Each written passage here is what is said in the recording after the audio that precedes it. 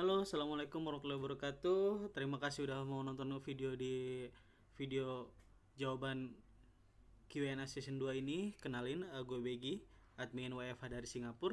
Oke, kita langsung start aja biar videonya nggak kelamaan. Gue udah compile beberapa pertanyaan untuk jadi beberapa segmen. Jadi ini pertanyaan-pertanyaan yang ada di Q&A season 2. Jadi kita langsung mulai aja. Yang pertama adalah peluang kerja. Oke, ada yang menanya, Bang, peluang kerja untuk konten kreator sosmed, konten kreator YouTube itu kayak gimana sih? Oke, jadi gini bro, kalau untuk konten kreator peluang kerjanya masih besar. Tapi begini, harus diingat bahwa konten kreator itu biasanya dicari emang yang lokal. Dalam arti kalau mereka punya klien lokal, mereka punya klien di Indonesia, ya mereka pasti nyari konten kreator lokal. Tapi kalau konten kreator sosmed itu misalnya memang biasanya nggak harus lokal sih kalau konten kreator sosmed ya, biasanya kan untuk postingan.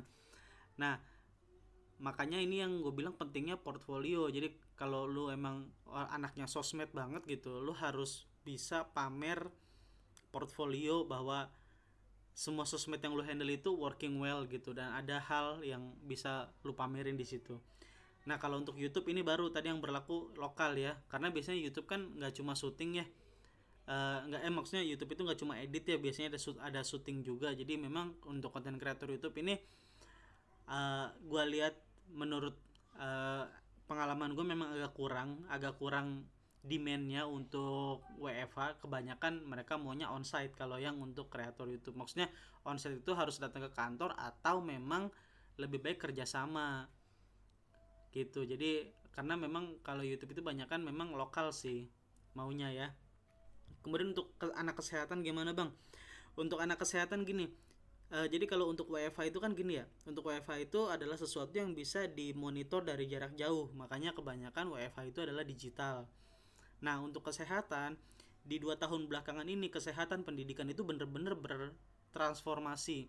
Untuk pendidikan ada, kita tahu edutech, kayak ruang guru itu kan edutech. Jadi beneran itu bertransformasi sama kayak kesehatan juga. Jadi aplikasi-aplikasi kayak Halodoc gitu kan, Halodokter, aplikasi kayak Alo, Sehat Q, itu banyak. Itu nggak cuma lokal, di luar negeri pun aplikasi kayak gitu banyak.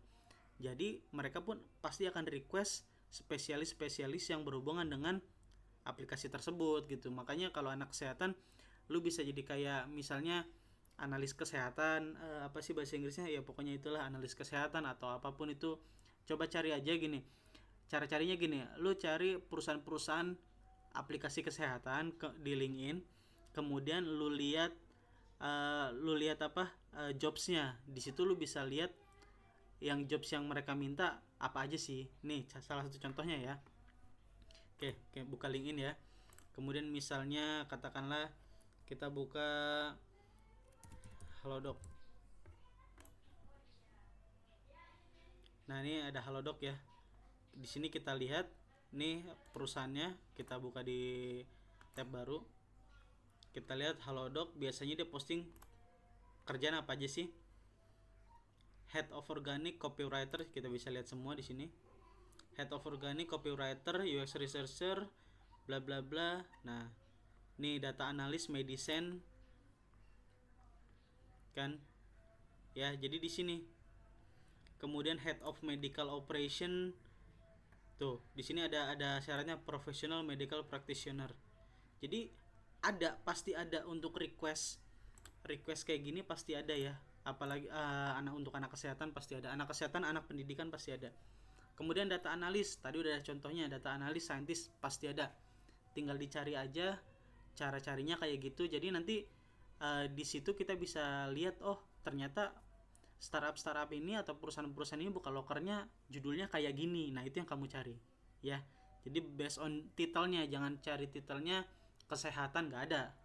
Tapi tadi misalnya tadi apa titelnya, head of medical atau pakai kata-kata medical kayak gitu ya.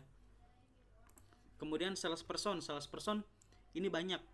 Salesperson itu kebanyakan adalah representatif ya. Jadi gini, misalnya nih perusahaan di Singapura, mereka mau jualan di Indonesia, mau jualan barang atau jualan software di Indonesia, tapi mereka nggak mau buka kantor di Indonesia. Jadi mereka pasti nyari karyawan di Indonesia untuk WFH atau WFA. Nah, nanti karyawan itu yang bisa kita bilang WFH atau remote, nanti dia yang jalan gitu. Jadi dia yang jalan buat apa? Buat jualin entah itu software, entah itu barangnya gitu ya. Kemudian gini, untuk psikologi HR, kalau psikologi HR kebanyakan WFH itu adalah di bidang rekrutmen. Jadi gini bro, jadi di dunia digital itu ada agensi, di dunia kerja ya ada agensi kayak Glints. Tahu Glints? Glints itu agensi agensi rekrutmen ya, rekrutmen agensi. Nah biasanya mereka ini yang buka loker dan emang khusus untuk HR atau psikologi, yang punya pengalaman HR biasanya. Jadi untuk rekrutmen. Di tweet aja kemarin ada yang buka HR untuk WFH HR untuk perusahaan Jepang. Nah WFH di Indonesia tapi gajinya gaji Jepang gitu loh ya. Ada, jadi nggak cuma Singapura, hampir semua perusahaan maju, hampir semua negara maju ada WFH-nya kok di Indonesia, tinggal cari aja. Kemudian culture-nya, buat manajemen waktu WFH gimana? Buat manajemen waktu WFH gini, biasain rutinitas misalnya pagi harus mandi, kemudian lu pakai timernya harus nyala di laptop ya. Jadi biar lu tahu bahwa lu udah ngabisin berapa banyak waktu untuk menghasilkan apa. Karena kalau nggak pakai timer itu kadang gini, kalau nggak pakai timer itu kadang gini, waktu udah lama berjalan tapi kita belum menghasilkan apa-apa. Nah jadi memang itu masalahnya, karena ada orang yang nyaman kerja di kantor, ada orang yang nyaman sendirian di rumah gitu, ada yang nyaman kerja di kantor harus ketemu orang baru dia bisa produktif. Jadi pastiin dulu tipe kerja kamu kayak gimana. Kemudian tips milih perusahaan di LinkedIn biar nggak red flag gimana bang? Oke, nih tadi kayak di search ya, di searchnya kayak gini, di hasil pencariannya. Kemudian untuk di sini nih kan ada company-nya, pastiin pertama company itu ada di LinkedIn, kedua dia ada penjelasannya di bawah kayak gini ya, ada penjelasannya di bawah, kemudian dia ada websitenya dan bisa di googling ya, di googling nanti ada di websitenya, ada websitenya, terus dia biasanya ada aplikasinya, atau di LinkedIn mereka buka beberapa pekerjaan, atau ada orang yang udah kerja di LinkedIn. Jadi kayak tadi kan gini nih ya, dari Halodoc 1.300 orang di LinkedIn. Jadi ibaratnya di sini untuk verifikasi bahwa ada orang-orang yang kerja di situ gitu loh ya. Terus untuk tips portofolio copywriting ini banyak ya. Copywriting ada artikel, ada copywriting ads atau ads copy. Nah jadi pastiin bahwa yang mau lu lamar sesuai dengan portfolio atau sesuai dengan keahlian. Yang kedua, portfolionya itu harus sesuai dengan spesialisasi. Misal kalau lu spesialisasi copywriting artikel SEO, ya lu harus bisa ngasih link di mana artikel lu terbit atau tulisan lu terbit gitu. Kemudian kalau lu copywriter iklan, ya lu pamerin hasil iklan lu kayak gimana gitu. Dan gini, portofolio dan CV itu adalah tempat pamer, jadi pastikan lu bisa pamer dengan benar. Nggak cuma ditulis A sampai Z tapi lu nggak bisa cara yang benar buat pamer ya. Oke, kemudian tips dapat project kecil-kecilan.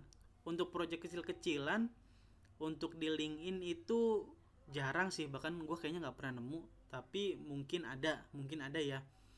Jadi untuk project kecil-kecilan biasanya nyarinya bisa di sosmed lain kayak di Facebook. Di Facebook itu kan banyak grup, tinggal cari aja grup yang sesuai dengan minat atau sesuai dengan domisili, jualan aja di situ, jualan jasa dan lain-lain. Jadi nanti ketemu project kecil-kecilan buat apa? Buat nanti dimasukin ke portfolio gitu ya.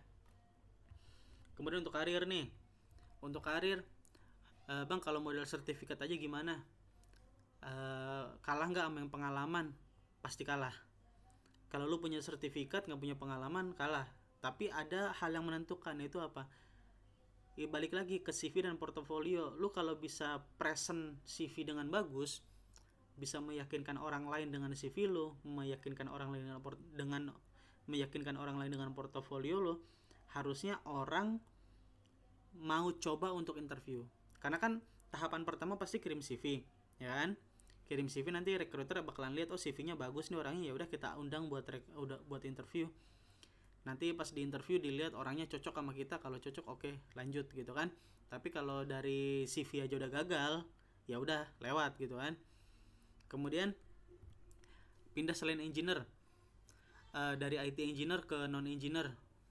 Balik lagi bro, untuk remote itu kan biasanya memang sesuatu yang bisa dikendalikan dari jarak jauh. Jadi gue nggak tahu nih, tapi memang kalau engineer kan biasanya ada beberapa yang bisa dari jarak jauh, misal kayak engineer design, analis gitu kan, itu bisa. Tapi dicoba aja, coba-coba cari aja, karena gue nggak tahu semua kesempatan kerja sih. Oke, kemudian ini sama kayak yang pertama, harus ada pengalaman. Lebih baik ada pengalaman, karena kalau ada pengalaman di situ bisa dilihat lu pernah kerja, terus apalagi ada portfolio ya kan, terus jadi CV lu lebih bagus kalau ada pengalaman. Tapi untuk fresh graduate, di coba-coba lamar aja, yang penting benerin CV-nya, karena tadi udah tahapan pertama, kalau CV tahapan pertama CV aja nggak lolos, ya nggak akan lolos ke tahapan kedua dan seterusnya gitu loh ya. Oke, kemudian lanjut. Bang, kalau lulusan SMK pengalaman e-commerce lebih dari 5 tahun. Bagus. Kenapa bagus? Sekarang gini, lu tahu Shopee dan Lazada itu kan e-commerce. Shopee sama Lazada itu gedenya di ASEAN. Mereka nggak terlalu gede di Eropa, di Amerika nggak terlalu gede, tapi di ASEAN mereka gede. Makanya banyak perusahaan-perusahaan startup yang memanfaatkan ini, dan banyak perusahaan yang mencoba nyebur ke e-commerce. Makanya mereka butuh sebenarnya orang-orang yang ahli di e-commerce gitu loh. Coba aja cari di LinkedIn, pasti ada e-commerce. Misalnya mereka butuh e-commerce manager, mereka butuh lead e-commerce gitu kan. Apalagi kalau emang udah pengalaman di e-commerce, ya udah pasang aja tuh, pamerin aja di CV-nya gitu. Nanti cara bikin CV yang bener ya nggak tahu ya, mungkin moped atau apa, pokoknya pamerin aja semua di CV, tapi pamer yang bener, yang bagus, buat meyakinkan orang bahwa kamu itu bisa. Jadi kalau udah ada pengalaman, pendidikan sebenarnya bisa agak di skip sih, karena kita jualan pengalaman, jualan skill gitu kan. Tapi kalau pendidikan masih baru, fresh graduate, ya it's okay juga, bisa. Tapi kalau misalnya SMK gitu kan, lulusan SMA tapi nggak ada pengalaman, nggak ada portfolio, ya sulit juga ya. Oke, kemudian untuk lokasi, cari lokasi remote ya kan. Selain di Singapura, selain nyari di Indonesia, selain tadi lokasi nih kayak tadi ya. Ini di sini misalnya kita nyari ini, misalnya sales nih, kita nyari sales nih. Bisa nggak kita nyari remote, settingan remote ini selain di Indonesia? Sebenarnya bisa, tapi balik lagi, biasanya perusahaan kalau udah nyari di lokasi tertentu, artinya mereka memang mencari orang lokal. Kayak misalnya pengalaman gue di agensi Singapura adalah mereka nyari orang lokal, nyari orang Indonesia. Kenapa? Karena suruh nanganin Tokopedia itu gedenya di Indonesia, jadi mereka butuh orang lokal. Makanya ketika gue apply diterima gitu kan, sebagai orang lokal, bahwa gue handle Tokopedia dan paham Tokopedia dan bisa komunikasi gitu kan dengan orang lokal. Nah, makanya untuk lokasi remote ini bisa sebenarnya di negara-negara lain pun bisa. Misalnya lu cari di Singapura, di Malaysia, di Vietnam, di Filipina, bisa sebenarnya. Cuma pertimbangannya itu tadi sih, kebanyakan perusahaan udah emang nyari orang lokal. Tapi kalau emang niat, ya udah coba aja, siapa tahu beruntung ya. Kemudian keuangan, gimana cara menentukan gaji? Cara nentuin gaji gini bro, cara nentuin gaji biasanya standar mereka itu memang lebih tinggi ya. Maksudnya kayak staff di Indonesia itu kan biasa gajinya 6 juta 7 juta. Di mereka itu staff itu biasa sudah sampai sekitar 9 sampai 12 ya untuk staff. Jadi coba aja dinego sesuai dengan level yang dilamar. Misalnya level manager kan nggak mungkin cuma 9 juta. Level manager itu biasa 15 ke atas, level head itu biasa 20 ke atas. Jadi coba dilihat dari levelnya lagi, kemudian pastikan nego. Maksudnya gini, pastikan nego tuh gini, karena mereka kan pasti punya ini loh, pasti punya rank gaji kan, mereka pasti punya rank gaji sampai berapa maksimal.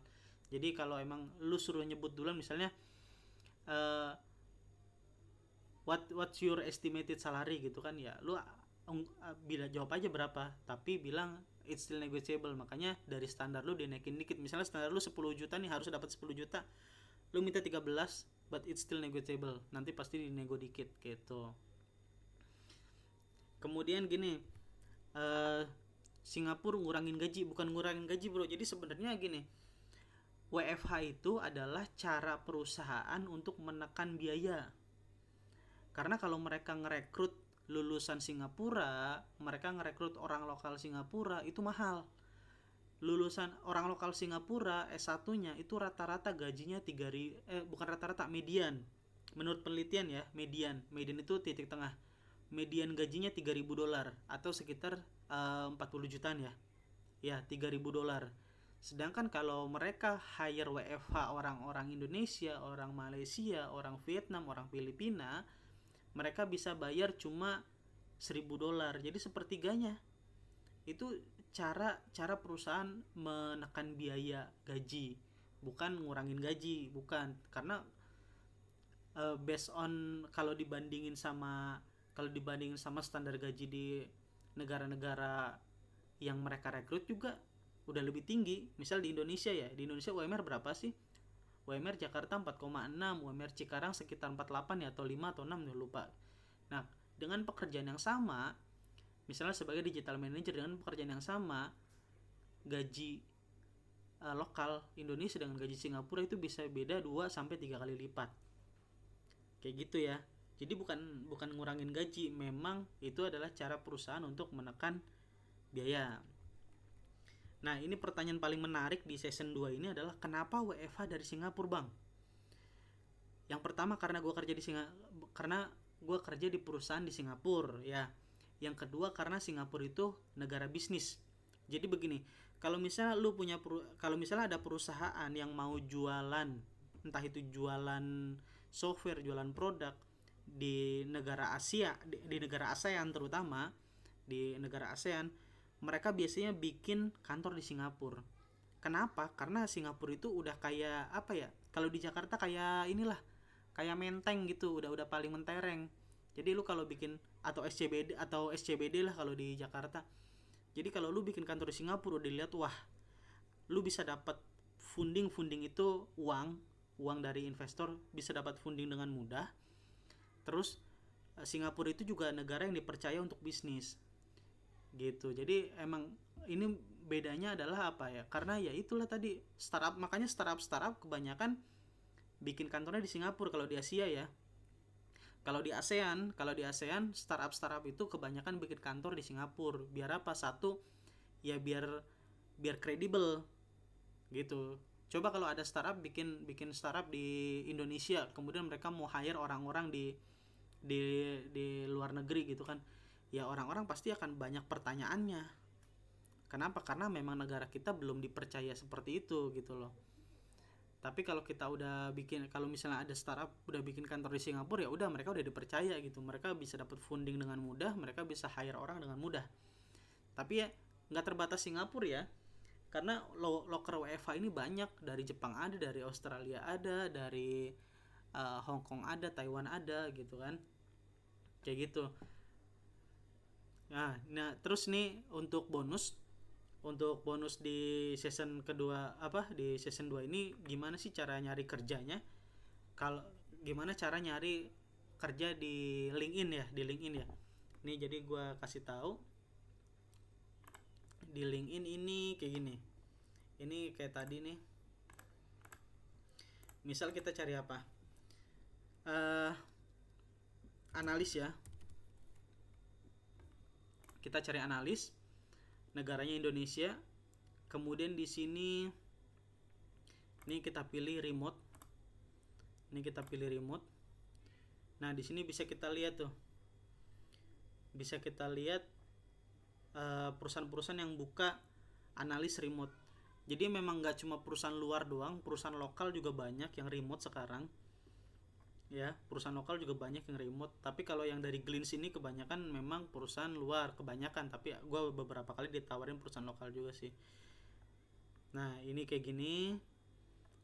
Terus tadi gimana caranya ngelihat kantornya Red Flag atau enggak ya? Ya di sini lagi ya, di sini nih. Trimble Inc. Kita bisa lihat di sini, kita scroll ke bawah, kita bisa lihat ya. Kita bisa lihat ada berapa orang di LinkedIn yang kerja di apa? Di Trimble. Jadi kita bisa lihat bahwa ini valid ya.